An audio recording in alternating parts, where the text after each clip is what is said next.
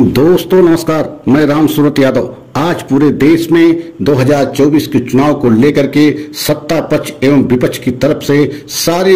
अपने मोहरे चले जा रहे हैं। और आपने यह भी देखा है कि विपक्ष को लेकर के जिस तरीके से बीजेपी बेहद हैरान परेशान है और विपक्ष की ताकत इस समय बेहद बढ़ती जा रही है, क्योंकि पूरा विपक्ष एक मंच पर आ गया है। और अभी आपने देखा है कि पटना की रैली में पूरी विपक्ष की पार्टियां मतलब एक मंच पर आने के लिए तैयार भी हो गई हैं। और वहां से ऐसा संदेश मिला है और पूरे देश में संदेश गया है कि अब बीजेपी के खिलाफ विपक्ष की सभी पार्टियां एक साथ चुनाव लड़ने के लिए तैयार हो गई हैं। लेकिन आपको आज हम ऐसा खुलासा करने जा रहा हूं जिसको लेकर के पूरा देश बेहद हैरान परेशान होगा कि इस समय विपक्ष की जिस तरीके से बढ़ती ताकत है उसको देख करके बीजेपी बेहद हैरान है। लेकिन आप सोचिए और जानिए, समझिए कि 2014 से लेकर के आज तक जितने चुनाव हुए हैं, हर चुनाव में खासकर जब विपक्ष की बड़ी हार हुई है तो ईवीएम मशीन पर तमाम सारे सवाल उठाए गए हैं। और ईवीएम को लेकर के जिस तरीके से सवाल उठाए गए खासकर विपक्ष के द्वारा, और जब चुनाव हारे हैं विपक्ष के पार्टियां, तब ईवीएम पे सवाल उठाए गए हैं। और लेकिन आपने देखा है इसी बीच में कर्नाटक में जिस तरीके से कांग्रेस की बहुत बड़ी जीत हुई है, उससे एक तरीके से पूरे देश में माहौल ऐसा बन गया है कि बीजेपी एकदम 2024 में उसको हार मिल सकती है या सत्ता से बाहर हो सकती है। लेकिन आप लोगों को एक ऐसा आज सच बताने जा रहा हूं कि अगर ईवीएम से खेला होता रहा है, जैसा कि विपक्ष हमेशा आरोप लगाता चला आ रहा है 2014 से अब तक, तो आप समझ सकते हैं कि विपक्ष की चाहे जितनी ताकत इकट्ठा हो जाए, चाहे विपक्ष कितना ताकतवर हो जाए, अगर ईवीएम से खेला होगा तो विपक्ष की ताकत किसी काम में नहीं आएगी। और यही वजह है कि आप सोचिए और जानिए, समझिए कि इस समय विपक्ष की ताकत ये सही चीज है कि पूरा विपक्ष एक मंच पे आ गया है। लेकिन आप यह भी सोचिए कि समझिए कि जिस तरीके से ईवीएम को लेकर के बहुत सारे सवाल उठाए गए, और यहां तक कि आपने देखा है कि कई ऐसे चुनाव में बीजेपी के विधायकों की गाड़ियों में जो ईवीएम मशीन पाई गई है, बीजेपी के विधायक के घर पर ईवीएम मशीन पाई गई है, और बहुत सारे सवाल चुनाव आयोग पर उठाए गए हैं। लेकिन किसी तरीके से चुनाव आयोग की तरफ से उस पर कार्रवाई नहीं हुई। और आप यह भी समझिए कि अरुण कुमार गोयल आज भी मुख्य चुनाव आयुक्त बने हुए हैं, जिनकी नियुक्ति को लेकर के बहुत सारे सवाल उठाए गए। यहां तक कि सुप्रीम कोर्ट में उनकी नियुक्ति को एक तरीके से चुनौती दी गई कि इनको चुनाव आयोग से हटाया जाए, क्योंकि इनको रहते हुए एक तरीके से चुनाव निष्पक्ष एवं पारदर्शी नहीं हो सकता है। लेकिन आज भी मुख्य चुनाव आयोग के रूप में, आयुक्त के रूप में अरुण कुमार गोयल बने हुए हैं। तो आप कल्पना कीजिए कि अरुण कुमार गोयल मुख्य चुनाव आयुक्त रहेंगे और 2024 नवंबर तक रहेंगे, तो आप यह कल्पना कैसे कर सकते हैं कि एकदम निष्पक्ष चुनाव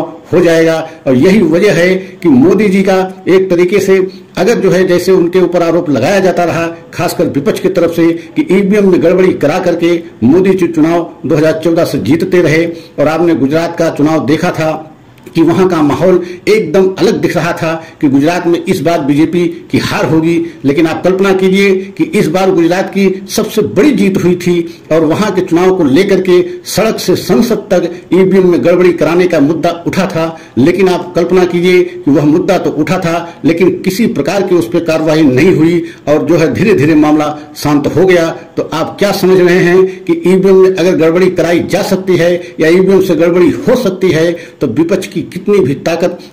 इकट्ठा हो जाए, अगर 2024 में ईवीएम का खेला होगा तो विपक्ष को बिल्कुल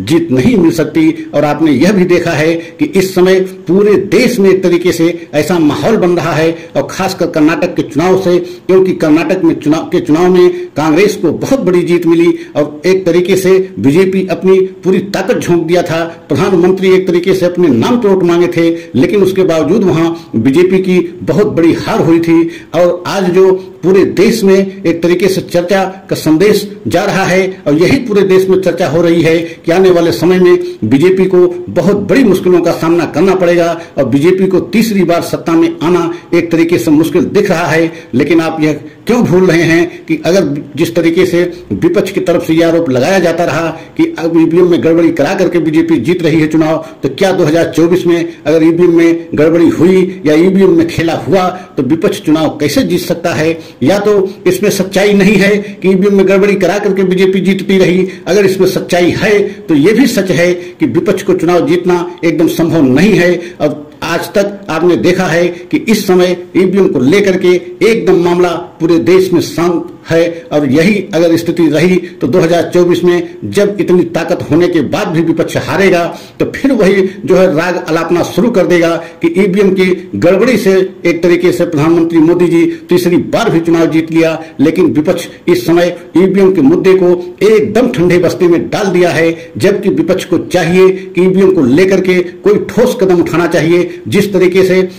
पटना में पूरा विपक्ष एक साथ एक मंच पे आया, वहां पे पूरे विपक्ष को एक तरीके से ईवीएम को लेकर के भी बात करनी चाहिए थी। उस पर कोई प्रस्ताव पास करना चाहिए था कि ईवीएम से आने वाला 2024 का चुनाव न कराया जाए और बैलेट पेपर से चुनाव कराया जाए, क्योंकि ईवीएम पे हमेशा सवाल उठाए जाते रहे। और यही वजह है कि ईवीएम को लेकर के पूरे देश में एक तरीके से जनमानस में भी ये चर्चा का विषय बना हुआ है कि क्या ईवीएम में गड़बड़ी कराई जा सकती है, और अगर ईवीएम में गड़बड़ी कराई जा सकती है तो वोट कितना भी सही और कहां लोग देना चाहते हैं उनकी वोट जो है सही जगह नहीं जाती है। इसका मतलब है कि ईवीएम को बंद कराने के लिए विपक्ष को पूरे विपक्ष को एक साथ एक राय होकर के कोई ठोस कदम उठाते हुए चुनाव आयोग से पहल करनी चाहिए कि अगर जो है चुनाव आयोग ईवीएम को बैन नहीं करता और ईवीएम से ही चुनाव कराएगा तो हम पूरा विपक्ष चुनाव एक तरीके से बहिष्कार करेंगे। अगर ऐसा विपक्ष नहीं करता तो आने वाले समय में अगर चुनाव ईवीएम मशीन से होगा